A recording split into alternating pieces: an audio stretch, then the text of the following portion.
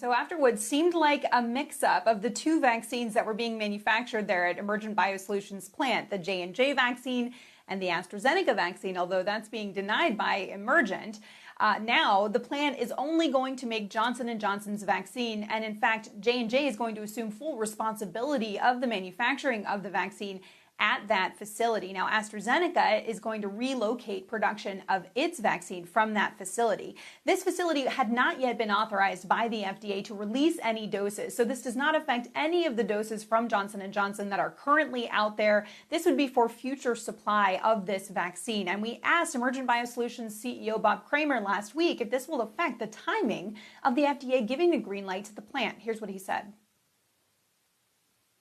I don't expect a significant delay. We are working very collaboratively with FDA and with J&J to make sure that the FDA has all of the information they need to make that determination. Now, guys, Johnson & Johnson is saying it delivered the 20 million doses that it had planned to the U.S. government in March. You can see there the stocks of both of these companies not moving too much right now.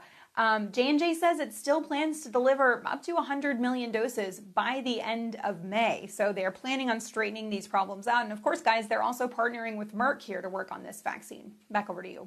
Yeah, Meg, I mean, 100 million doses. We're very quickly seeing the marketplace, the supply in the marketplace expand and expand very dramatically. I'm just curious, I realize with AstraZeneca, it's relocating.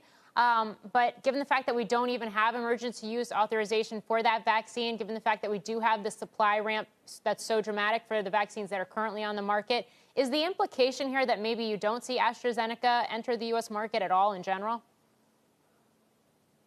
Yeah, Dr. Fauci gave an interview to Reuters about that last week, and he said it might turn out because of the supply and the timing of AstraZeneca getting through the FDA that we may not need the vaccine. And one does have to wonder, where does that vaccine manufacturing for AstraZeneca go? It's not like we have tons of extra manufacturing capacity lying around. That's what led to this whole problem in the first place.